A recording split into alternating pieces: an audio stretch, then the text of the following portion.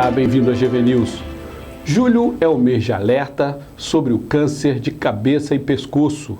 O alerta é da Sociedade Brasileira de Cirurgia de Cabeça e Pescoço, que instituiu o mês de julho como o mês de alerta, o Julho Verde. Para conversar com a gente sobre esse assunto, está aqui o cirurgião Evandro Ducini de Souza. Doutor Evandro, obrigado por sua presença aqui no GV News Entrevista. Doutor Evandro, qual é a frequência desses tipos de cânceres aqui no Brasil? Bom, o câncer de cabeça e pescoço, para a gente definir melhor, ele é o câncer que acomete a língua, a boca, a garganta, o pescoço e a tireoide. São as regiões mais frequentes. O câncer de boca e garganta, ele tem como seu principal sintoma uma lesão, uma ferida, como se fosse uma afta, que não se resolve ou não cicatriza em pelo menos 3 semanas.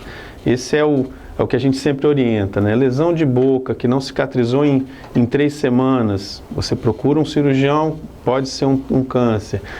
Uma rouquidão ou um incômodo na garganta que também não se resolveu em 3 semanas, procurar um especialista.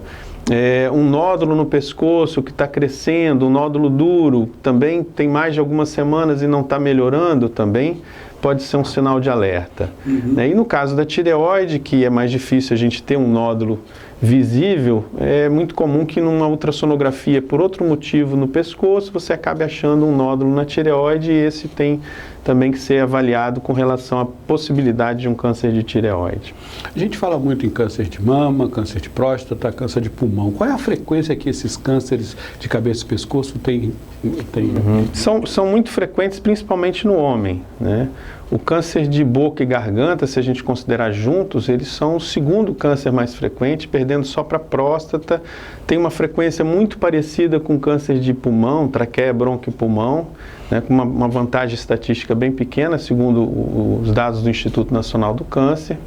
Na mulher já é menos frequente, a gente tem o câncer de tireoide na mulher como um da minha área, como sendo mais frequente, ele é o 7º mais frequente na mulher. Infelizmente, os dados mostram que o câncer de cabeça e pescoço, de boca e garganta, tem crescido no sexo feminino, ainda é não tão frequente, mas tem aumentado cada vez mais o seu diagnóstico. E a gente relaciona isso talvez com o fato das mulheres estarem fumando mais. É isso que eu ia perguntar, senhor. Quais são os causadores, né? O que causa esses cânceres? O principal causador é o fumo. O fumo ele tem vários cancerígenos e como o primeiro contato da fumaça é a boca, a garganta e logo depois o pulmão, ele é o grande causador do câncer dessa área. Hoje em dia está crescendo muitos casos de HPV. O HPV é um vírus que é transmitido principalmente por via sexual, o sexo oral é uma das formas de transmissão e pode contaminar essa área e ser um dos grandes causadores. O fato de hoje já existir uma vacina para o HPV tem melhorado muito a nossa expectativa, porque a gente espera que nos próximos anos, quer dizer, quem está sendo imunizado hoje vai prevenir o câncer. Então a gente espera que daqui a alguns anos a frequência de câncer associada ao HPV tenha melhorado nos próximos anos. Bebida interfere também, faz mal? A bebida ela é um potencializador. O álcool sozinho ele não causa câncer de boca e garganta, mas ele aumenta e multiplica a chance do fumo, por exemplo, causar o câncer de boca e garganta. O paciente que fuma e bebe juntos, ele tem até 20 vezes mais chance de ter um câncer nessa área do que um paciente que não fuma e não bebe. E como é que trata esses cânceres?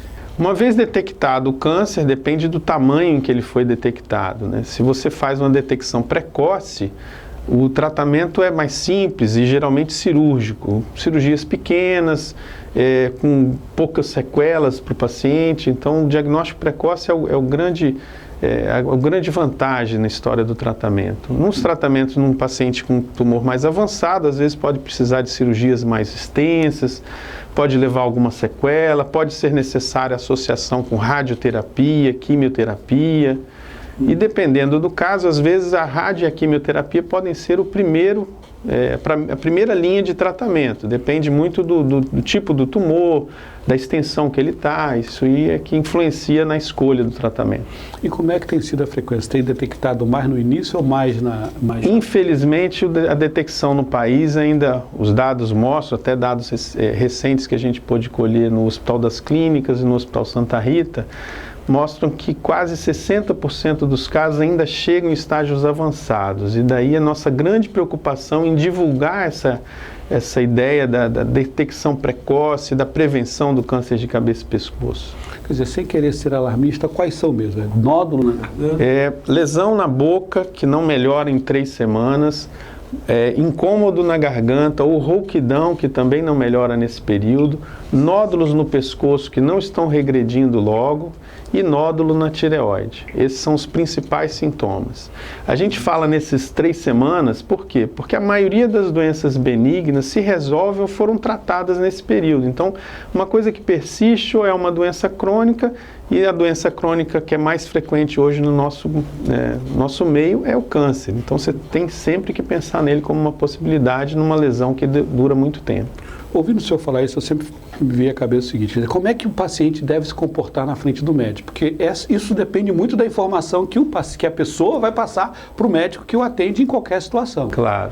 Quer dizer, como é que ele deve se comportar? Doutor, olha, eu estou tossindo há mais de 3 semanas, eu não passo a rouquidão. Quer dizer, deve dar uma informação com essa preocupação também, o próprio paciente. Claro, quando ele se preocupa com isso, ele vai até direcionar o clínico, no caso, para que ele também se alerte para essa possibilidade dele precisar de um especialista, dele precisar de um exame, né, na boca ou na garganta que seja mais especializado numa pessoa que tem uma preparação para um diagnóstico correto, né? Infelizmente, até o meio médico ainda não tem tanta informação sobre isso do ponto de vista geral, mas uma vez que os médicos também vejam esse tipo de entrevista e se alertem para esse sentido, eles vão conseguir direcionar o paciente mais cedo para um especialista, para o diagnóstico ser feito correto, olhar a lesão, ver se necessita de uma biópsia, ou então só se a avaliação clínica já resolve. Isso é que faz a diferença, eu acho. Porque afta, nódulo, a gente tem praticamente algumas vezes durante a vida. Sem dúvida, sem dúvida. E por isso a história das 3 semanas. Né? Afta por lesão de boca, porque você mordeu a língua, que foi em 15 dias, 3 semanas, ela geralmente já cicatrizou. Ou você usou uma pomada que alguém indicou e acabou, que por si só ela vai resolver. No entanto, as lesões que duram mais tempo, elas sempre têm que ser avaliadas. E isso é que às vezes a gente percebe muito em consultório, a pessoa chega lá, eu tenho isso aqui há 3 meses. Eu falei, poxa, mas ninguém te indicou? Eu falei, não, eu mesmo que não procurei, né? Então, a gente alerta para que isso não aconteça e a gente possa fazer um diagnóstico bem precoce, um tratamento com a chance de cura muito alto e mínimas sequelas quando você começa bem no início, né? Dia 27 é o Dia Mundial, né, de Prevenção ao Câncer de Pescoço e Garganta. Vocês têm alguma coisa especial? Marcaram algum evento? Não, a gente não teve nenhum evento assim programado para isso, né? Na verdade, essa ideia do dia 27 de julho surgiu em 2014, num congresso mundial que estava comemorando o centenário da especialidade. Justamente nesse dia 27, faziam 100 anos que tinha iniciado a especialidade. No caso, começou nos Estados Unidos e se espalhou pelo mundo com vários centros formadores.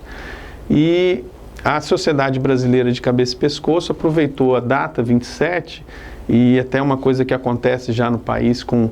Você escolher uma cor para um mês só para poder usar esse mês como forma de divulgação. Então surgiu o Julho Verde relacionado a essa data de dia 27 de julho. É um alerta aí para todo mundo tentar detectar isso o mais rápido possível para o tratamento ser muito mais tranquilo, né? Porque um dia só é muito difícil você divulgar tanto. Então um mês você tem mais oportunidades de conseguir mobilizar mais pessoas em torno dessa ideia. Ok, doutor, muito obrigado por sua presença aqui. De nada, foi um prazer. Obrigado por assistir a GV News. A gente volta daqui a pouco com uma nova notícia. GV News, porque informação é coisa séria.